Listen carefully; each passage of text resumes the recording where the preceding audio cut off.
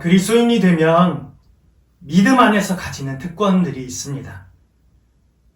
우리가 흔히 생각하는 기도의 특권, 또 하나님을 아버지라 부를 수 있는 특권, 여러 가지 특권들이 있죠. 그러나 그리스도인이 되었기에 사회적으로 어떤 특권을 가지는 건 아니에요. 기독교인이라는 그것 자체가 사회 안에서 특권이 되지 않습니다.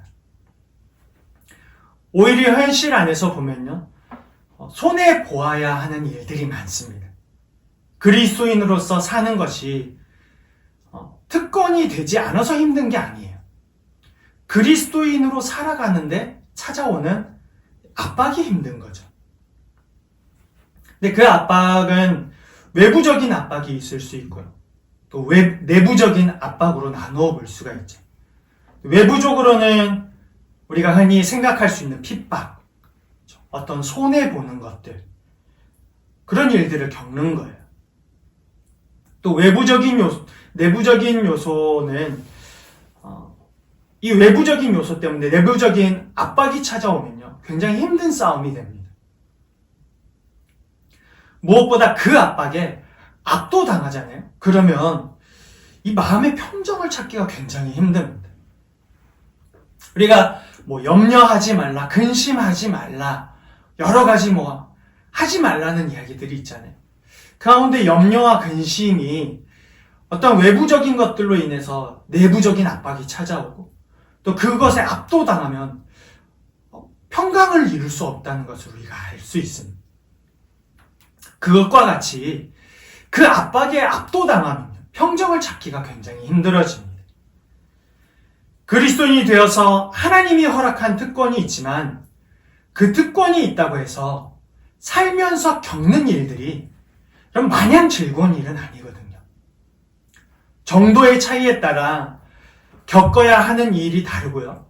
견딜 수 있는 정도의 차이도 생기게 됩니다. 우리가 지난 시간 히브리서를 시작하면서 서론적인 이야기를 했어요. 서론적인 이야기를 하면서 히브리서는 핍박과 어려움의 문제에 놓인 그리스도인, 그리고 여러 문제로 인해 신앙과 신학에 혼란을 겪고 있는 그런 자들을 향해 쓰인 거예요. 그러니까 사실은 히브리서는 믿고 있는 자들을 향해서 쓰여졌거든요. 그러니까 다른 문제 때문에 쓰여진 게 아니에요. 어려움, 핍박을 겪고 있는, 외부적인 압박을 겪고 있는, 그리고 그리고 신학적으로 혼란스러워하고 있는 그런 자들을 향해 쓰였어요. 근데 그들을 향해 쓰였다는 것은 오늘날 같은 문제로 인해 고민하고 혼란스러워하는 우리를 향해 말씀하고 있다는 것을 생각해 볼 수 있습니다. 우리가 과거 핍박 속에 있던 그 당시의 그리스도인들과 같은 그런 고난을 겪고 있진 않지만 우리 나름대로의 어려움을 겪고 있습니다.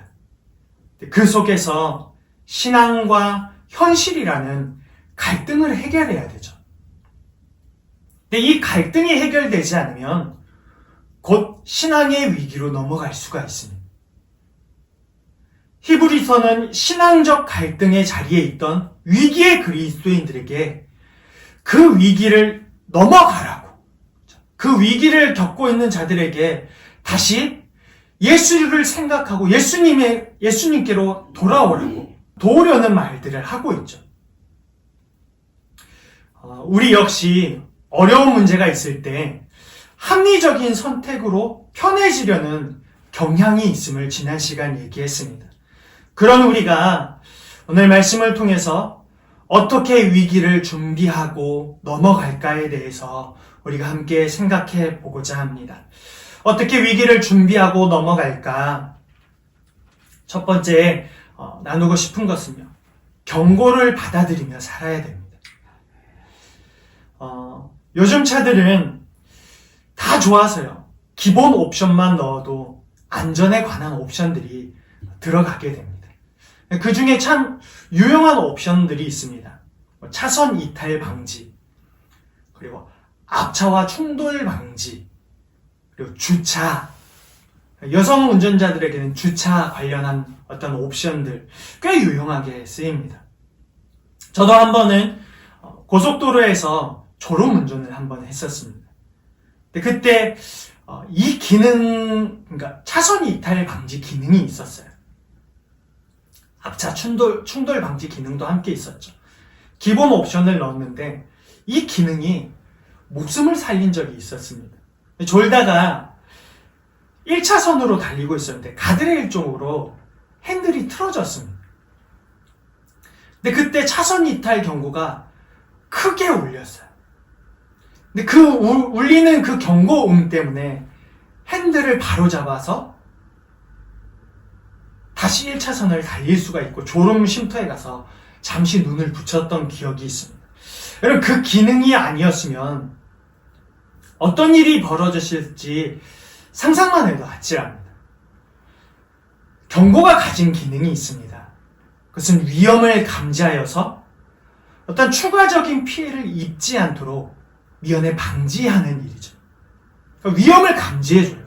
그리고 그 위험을 피할 수 있도록 해줍니다. 경고 시스템은 우리에게 또 다른 피해를 입지 않도록 하는 기능을 가지고 있습니다. 이 기능을 무시하게 되면 또 다른 어떤 어려움을 겪어야 합니다. 우리가 도로를 달리다 보면은 내비게이션에서 급커브길이라고 알려줍니다. 그렇게 알려주는 이유는 속도를 줄이라는 거예요. 속도를 줄여서 차가 미끄러지거나 사고로 이어지지 않게 조심하십시오라고 알려주는 거죠. 여러분, 성경은 여러 가지 경고를 해주고 있습니다. 그 경고의 중심 대상은 인간이에요. 인간 외에는 경고가 필요하지 않아서입니다. 인간 외에 하나님의 사랑의 대상이 없어요. 하나님은 인간 외에 사랑의 대상으로 삼은 게 없어요. 인간 말고는 하나님의 사랑을 떠나 살려는 시도가 이루어지지도 않았습니다. 그리고 하나님의 법의 심판을 받아야 하는 대상이 인간 외에 해당되지 않아서입니다. 그러니까 사랑의 대상이고 인간 외에는 사랑의 대상이 없고 인간 외에는 하나님을 떠나려는 시도가 이루어지지도 않고 인간 외에는 하나님의 법의 심판을 받아야 하는 대상이 해당되는 대상이 없어서입니다. 하나님의 유일한 사랑의 대상인 인간에게 하셨던 일은요, 하나님의 계획을 알리고 예수님을 알리는 일이에요. 하나님은 구약 성경을 통해 이 모든 걸 알려주셨어요. 우리가 구약 성경을 이야기할 때 오실 예수님에 대한 이야기를 하잖아요. 율법이나 이런 것들이 오실 예수님에 대한 이야기였어요. 오늘 본문의 배경도 구약 성경에 대한 이야기들을 하고 있거든요. 근데 구약 성경은 아직 예수님이 오시지 않았기 때문에 오실 예수님에 대해서 기록을 해두었습니다. 그 예수님이 오셔서 하셨던 일은요, 회개하라, 천국이 가까웠다는 경고 섞인 메시지였죠. 히브리서 기록 당시 이 이야기를 듣는 사람들은요, 구약시대 사람이 아닙니다. 이미 구약에 오실 예수님에 대한 일이 이루어진 것을 아는 사람들이었어요. 특별히 예수님과 함께 했던 사람들에게 예수님에 대한 이야기를 들은 사람들이었어요. 그 이야기는 뭐죠? 예수님의 기적, 예수님의 죽음과 부활, 승천, 이 모든 걸 목격한 제자들에게 예수님이 하나님이라는 사실을 들었던 사람들이에요. 이들의 믿음이 여기서 시작되었거든요. 당시 때는 모든 게 이미 이루어진 상황이었어. 그러니까 1세대들이 그 모든 것을 보고 듣고 하면서 알려주었죠. 그들은 이 이야기를 바탕으로 믿음을 가졌습니다. 예수님이 하나님의 아들이고 예수님이 창조주이고 예수님이 하나님이라는 이야기가 처음에는 받아들이기 힘들었지만 죽음과 부활과 승천을 목격한 사람들을 통해 들은 이야기여서 예수님에 대해서 믿기 시작하였고 믿음을 가지게 되었죠. 근데 여러분, 그때 어려운 일들이 생기게 되었어요. 핍박과 추방당하였고 재정적인 손해를 당하게 되는 이 현실을 살게 되는 거예요. 마치 오늘날로 말하면요, 너 오늘 교회 갔지? 왜 가? 앞으로 이 회사 다니지 마. 당신은 오늘부로 해고입니다. 이렇게 말하는 거가 똑같은 현실을 겪게 된 거예요. 이 현실을 하루 이틀 산 게 아니에요. 우리가 히브리서를 읽을 때 오해하지 말 것은 이 당시 때 사람들이 굉장히 믿음이 없었다고 생각하는 거예요. 아니에요. 굉장히 오랜 시간 참아왔고 견뎌왔던 사람들이 포함되어 있었어요. 근데 그렇게 지내다가 어느 날부터인가 모르게 힘들다는 생각이 들었어요. 그래서 다시 유대교로 돌아가려고 하는 마음까지 생기게 되었어요. 근데 히브리서는 여러 환경 가운데 살고 있고 같은 문제를 경험할 수 있는 오늘날 그리스도인에게 권면과 경고를 주고 있어요. 우리 안에도 상황과 여건에 따라 움직이려고 하는 모습이 다분해서죠. 우리도 같은 일을 겪고 있고 그 같은 일을 겪을 때 그렇게 따라서 움직이려고 하는 모습이 다분해서요. 우리라고 안 그럴 거야? 아니요. 우린 더 그런 것 같아요. 우리는 우리 미래에 대해서 굉장히 집착하는 편이거든요.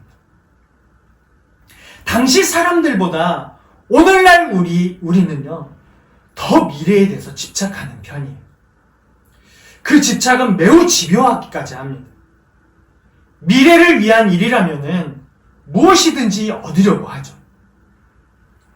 문제는 미래에 대한 집착을 가진 우리의 태도에서 나타납니다. 하나님과 나의 미래라는 문제에 부딪히게 되면 많은 사람들은 하나님을 위해 살지 않습니다. 지금 혼란스러운 시기를 살아가는 우리들의 모습만 봐도 알 수 있죠.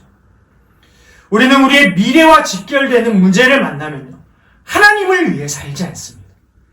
나를 위해 하신 일들을 생각하기보다 앞으로 내가 살아야 할 미래를 위해서 살게 됩니다. 근데 어느 목사님께서 참 재미있는 말씀을 하셨어요. 이런 말씀, 설교 중에 이런 말씀을 하시더라고요. 우리는 복음보다 통장 잔고에 돈이 불어나는 것을 보면 더욱 행복해집니다. 이런 말을 했어요. 참 재밌는 말씀이지만 정말 근데 뼈 있는 말씀이죠. 정말 맞는 말씀 같아요. 오늘 예배를 드리는 것보다 통장에 많은 액수를 보면요, 미소 짓고 즐거워하는 것이 우리들입니다. 오늘 예배 드리는 것보다 내 통장에 잔고가 많아지잖아요. 어디서 띠링띠링 문자로 통장에 얼마가 입금되었다고 하잖아요. 그 액수가 많으면 많아질수록요, 이 마음에 예수님을 믿었던 평강보다 더 많은 평강이 밀려옵니다. 그런 우리들에게 하는 경고의 메시지가 있어요. 들은 것을 유념하라 라고 말씀하고 있습니다. 오늘 본문에서는 그렇게 말씀하고 있습니다. 근데 그렇지 않으면 이후에 일어날 어떤 일 때문입니다. 여기서 들은 것은 구약 성경이에요.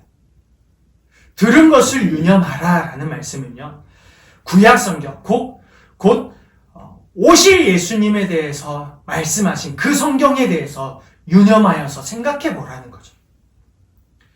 이 구약 성경은 오실 예수님에 대해서 말씀하고 있어요. 그러니까 예수님이 이미 오신 신약 시대에 너희가 들은 것을 유념하여서 깊게 생각해 보라는 거예요. 예수님이 이미 오셨잖아요.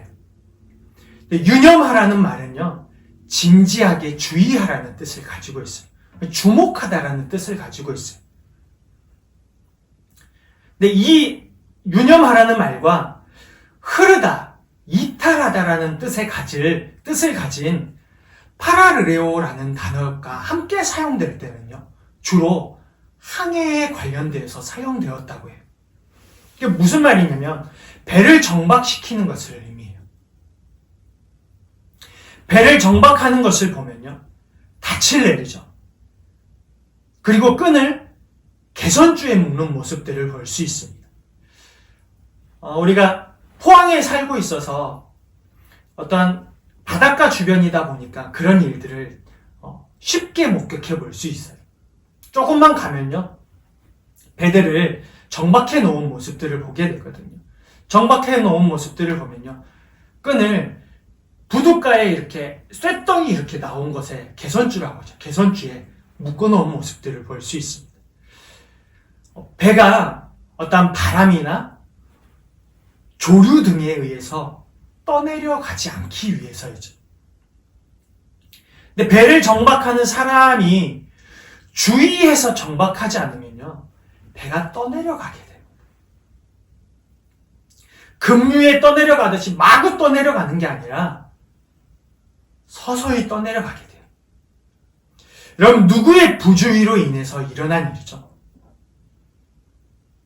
정박한 사람의 부주의로 인해 일어난 일입니다. 풍량과 조류를 가볍게 생각해서 일어난 일이죠. 본문에서는 흘려 떠내려가지 않기 위해 조심하라고 말씀해주고 있거든요. 풍향과 조류는 언제나 있는 일이에요. 바람과 조류는. 근데 이 일들은 사람에게 허락을 구하지 않고 일어나요. 바람이 언제 나 세게 분다? 세게 부는 거 괜찮아? 라고 허락을 구해요. 아니에요. 그냥 지 맘대로 불어요. 허락을 구하지 않고 불어요. 바다에서 조류는 어떻게 되죠? 우리의 눈에 보이지도 않아요. 허락을 구하지도 않고 마음대로 흘러요. 바람은 거세게 불 때가 있고 그렇지 않을 때가 있어요. 조류도 마찬가지. 하지만 이 일들은 사람의 허락을 구하지 않는다는 걸 알아야 돼요. 그러한 일들이 일어날 것을 항상 생각하고 행동해야 하는 것은 정박하는 사람에게 달려 있습니다. 여러분, 우리의 믿음도 그렇죠. 우리가 성경을 통해 듣고 알게 되고 믿음을 가지게 된 것, 모든 것들은요, 우리의 부주의로 인해서 서서히 떠나려 가게 돼요. 우리에게 주는 경고는 어느 날 갑자기 신앙을 떠나게 할 수 없어요. 어느 날 갑자기 네가 신앙을 떠날 수 없다고 얘기하는 거예요. 나도 모르게 나의 부주의로 인해서 조금씩 세상 풍조에 흘려 떠내려 간다는 것을 우리에게 경고해주고 있죠. 사실은 이것을 우리에게 경고해주고 이 경고를 우리가 받으라고 말씀해주고 있는 거예요. 우리가 해야 하는 일은요, 이 경고를 받아들이는 일이에요. 신앙은 결코 그냥 사라지지 않는다는 이 경고의 메시지를 받아들여야죠.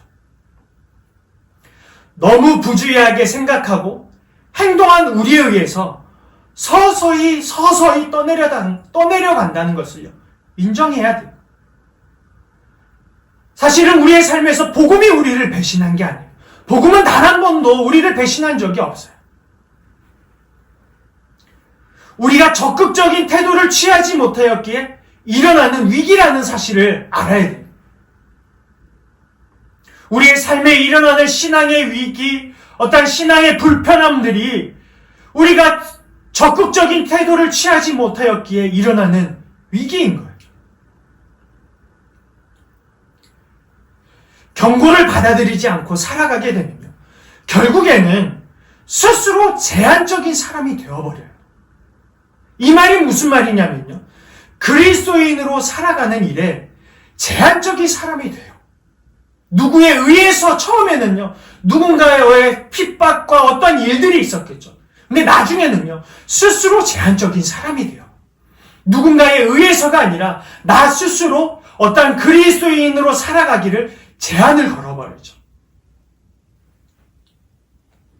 경고를 받아들이지 않은 나로 인해 일어나는 일이에요.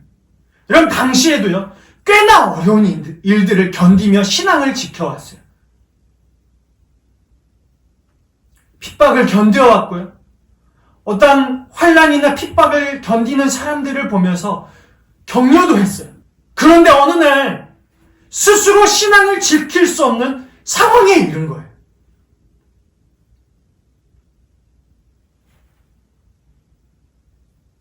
여러분, 신앙의 경력보다 중요한 일은요, 지켜내는 일이에요. 복음을 지켜내지 못한 수많은 그리스도인들을 보면요, 정말 당당해집니다. 스스로 그리스도인으로서 사는 일에 제한을 걸면서 사는 그 모습이 당당합니다. 더 이상 그렇게 살지 않아도 된다고 생각하고요, 당당하게 살아갑니다. 그럼 가만히 내버려 두어서 복음이 지켜지는 건 아니에요. 나의 신앙의 고백, 하나님을 사랑하는 마음, 복음에 대한 감사와 감격은요, 가만히 내버려 두어도 자꾸 커지는 게 아니에요. 내가 처음 하나님을 사랑한다고 고백했던 그 사랑은요, 날이 갈수록 커지는 게 아니에요. 가만히 내버려 둔다고 커져가는 게 아니에요. 오히려 가만히 내버려 두고 무관심하고 소홀해지면 떠내려가는 마음을 가지게 되는 거예요. 오늘 본문이 그것을 경고하고 있는 거예요. 흘려 떠내려가지 않게 조심하라는 거예요.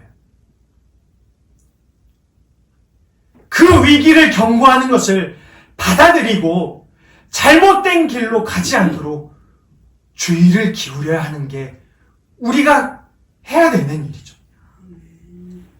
그럼 이 경고를 우리가 받아들이며 살아가야 됩니다.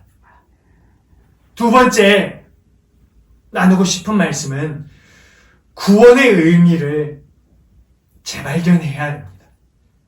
구원의 의미를 다시 생각해야 되거든요. 그럼 구원을 가볍게 여기면 하나님으로부터 돌아서게 될 위험에 이르게 됩니다. 구원을 단순히 천국 가는 티켓으로 생각하는 경향들이 있어요. 예수 왜 믿어? 예수님 왜 믿어? 천국 가려고. 단순히 천국 가는 티켓으로 말하기엔 여러분 정말 부족한 대답이죠.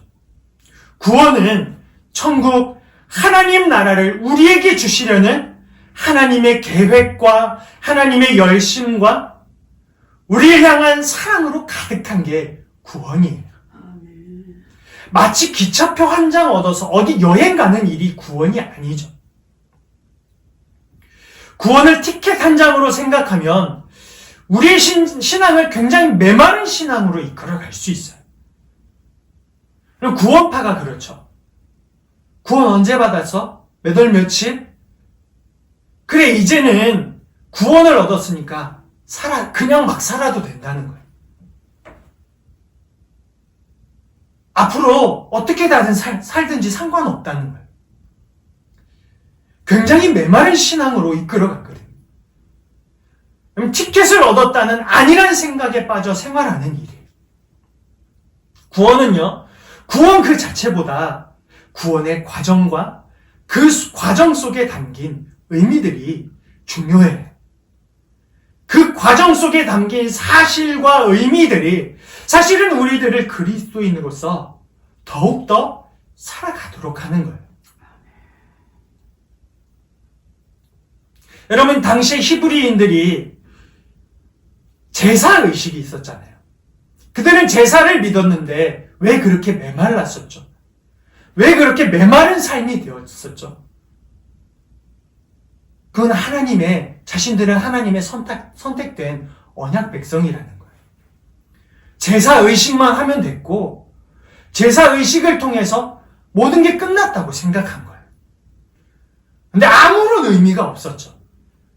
감격도 없었고, 제사는 무의미했고, 하나님에게 그것은 기쁨이 되지도 못했어요.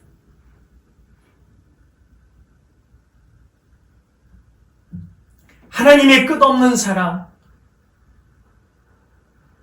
구원을 이루어 가시기 위해 하나님이지만 이 땅에 내려오신 예수님, 그분의 희생, 우리를 위해 견디신 능력과 고통과 그분의 죽음과 부활, 이러한 사실과 보잘것없는 사람에 불과한 나를 위해 행한 모든 것을 보면요, 그 구원의 의미를 생각하고 더 감사하게 되는 거예요.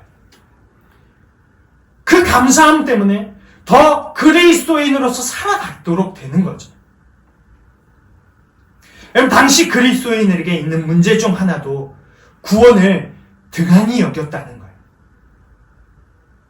3절에 의하면요, 그 큰 구원을 등한히 여기는 문제가 있었어요. 우리말 성경에는 등한히 여겼다는 표현을 무시한다면으로 번역했습니다. 이 번역으로 본문을 보면요, 구원을 등한히 여겼다는 말은 예수님을 무시한다면, 예수님이 완성한 일들을 무시한다면이라고 우리가 생각해 볼 수 있어요. 그럼 구원의 의미가 더 다가올 때가 있고 그렇지 않을 때가 있어요. 하지만 구원을 가볍게 여기는 일은 좀 달라요.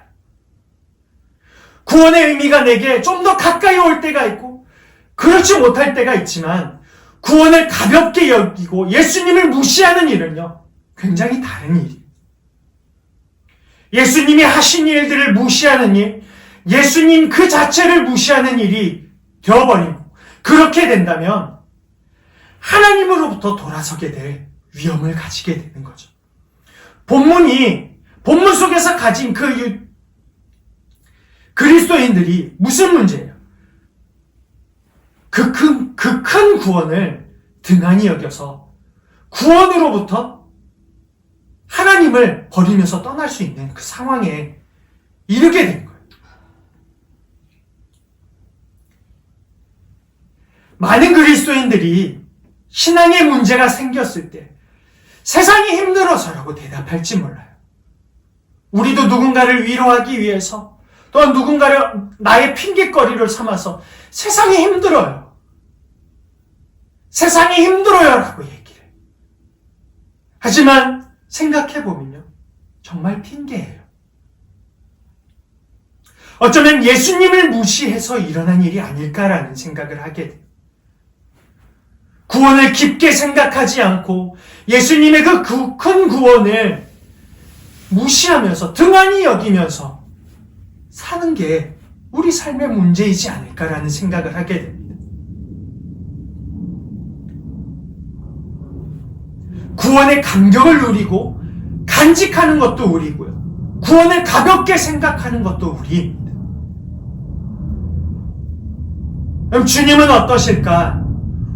우리는 구원의 주님을 가볍게 여기고 무시하지만, 주님의 구원의 일은 완성하시기까지 단 한 번도 주님의 사역을 가볍게 여기지 않았어요. 왜냐하면 그 구원의 완성이 세상에서 유일하게 하나님의 사랑과 관심을 받는 우리 인간을 위한 일이어서이죠. 하지만 그분의 모든 열심은 우리로 인해서 가볍게 되고 우리로 인해서 땅바닥에 내던져지게 되는 거예요. 여러분, 그렇기에 이 땅에서 살아갈 동안 예수를 생각해야 합니다. 우리가 히브리서를 말씀을 나누면서 예수를 생각해야 합니다라는 주제로 계속 나누고 있는데, 그럼 이 땅에서 경고의 메시지, 어떻게 이 위기를 넘어갈까에 대한 것을 생각해 보면서, 그럼 예수를 생각해야 돼요. 예수를 생각하는 일이야말로 신앙의 회의감이 들고 신앙의 위기 때 해야 할 마땅한 일입니다. 예수를 생각할 때 진리와 비진리가 가려지게 되는 거예요. 세상에서 일어나는 어려움으로 구원의 의미가 희석되었을 때 그것은 사실이 아니라는 것을 알게 해주는 거예요. 여러분, 혼란스러운 시기에 신앙의 위기에 있다면 여러분, 예수님을 생각하십시오. 우리의 문제는 예수님을 생각하지 않는다는 부분이에요. 많은 시간 다른 것을 생각합니다. 정말 많은 시간 다른 생각으로 가득합니다. 그 생각의 공간에 나를 위해 이 땅에 오신 분, 나를 위해 죽으시고 부활하신 주님을 생각할 수 있는 저와 여러분이 되기를 주님의 이름으로 축복합니다. 아멘. 여러분, 그리하여서 우리의 생각의 자리에 예수님이 계시고 그 삶의 자리에 예수님의 풍성한 은혜를 누릴 수 있게 되기를 주님의 이름으로 권면드립니다.